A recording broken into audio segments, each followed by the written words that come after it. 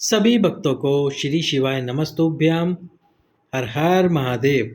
यदि सफ़ेद आंकड़े की जड़ वाला उपाय एक बार असफल हो गया है तो फिर आप ये 3 उपाय एक साथ कीजिए, जिसमें सबसे पहला उपाय ही सफ़ेद आंकड़े की जड़ वाला है।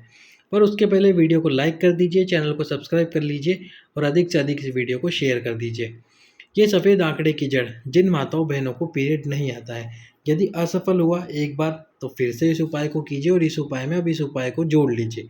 वो कौन सा उपाय है जिसकी जानकारी अभी हम आपको देते हैं। तो सबसे पहले आपको सफ़ेद आंकड़े की जड़ को लेकर आना है। जिन माताओं बहनों का रजस वाला धर्म आता है वो अपने रजस वाला धर्म के 7वें दिन जाए मंदिर, और जिन माताओं बहनों का रजस वाला धर्म नहीं आता वो प्रदोष के दिन या फिर सोमवार के दिन मंदिर जाए, जिनका रजस वाला धर्म नहीं आता है।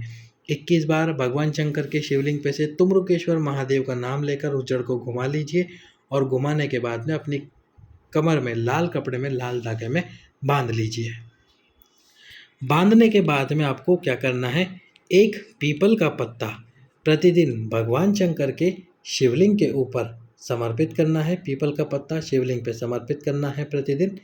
शिवलिंग पर समर्पित करते समय भगवान अवधूतेश्वर महादेव का नाम स्मरण करना है। अवधूतेश्वर महादेव का नाम स्मरण कीजिए और अवधूतेश्वर महादेव का नाम स्मरण करके 10 मिनट बाद उस पीपल के पत्ते को निकाल लीजिए, उठा लीजिए शिवलिंग से। उठाने के बाद में गाय के दूध में आपको इस पीपल के पत्ते को उबालना है थोड़ी देर, और फिर पीपल के पत्ते को गाय के दूध में से बाहर निकाल कर रख देना है।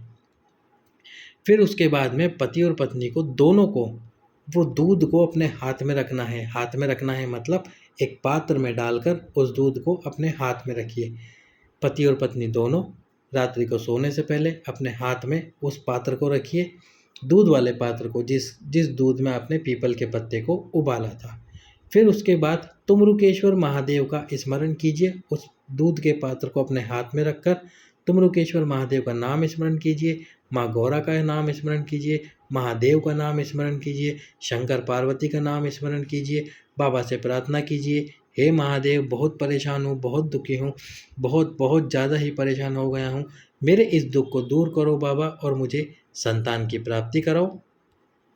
इस प्रकार से आपको ये उपाय करना है। प्रतिदिन तुम्रुकेश्वर महादेव के नाम लेकर 15 दिन या फिर 30 दिन, लगभग 1 महीने तक ये दूध आपको प्रतिदिन पीना है।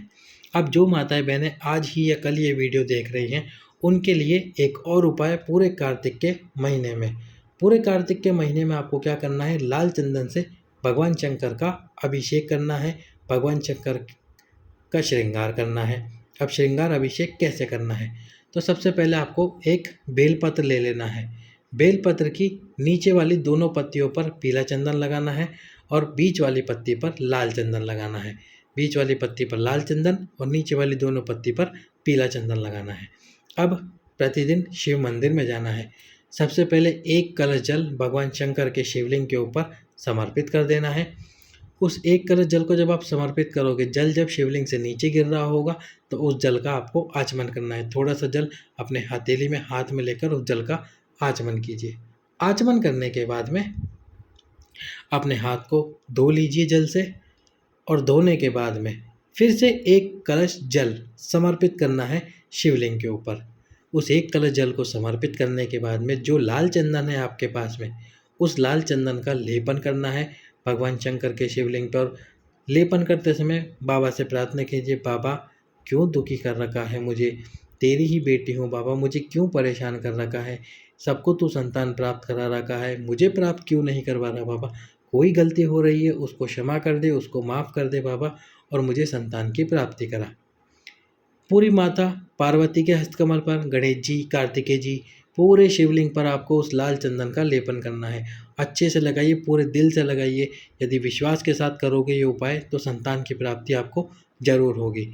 ये लाल चंदन लगाने के बाद में एक बेलपत्र जिस पर आपने पीला चंदन लाल चंदन लगा रखा था, इस बेलपत्र को समर्पित कीजिए शिवलिंग पे, और समर्पित करने के बाद में फिर से एक कलश जल शिवलिंग के ऊपर समर्पित करें और जल समर्पित करने के बाद में घर आ जाए।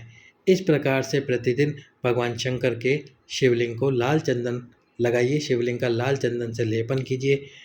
ये कार्तिक का महीना बहुत कुछ प्राप्त कराता है, धन प्राप्त कराता है, विद्या प्राप्त कराता है, लक्ष्मी की वृद्धि कराता है, तो आपको संतान की प्राप्ति भी कराएगा।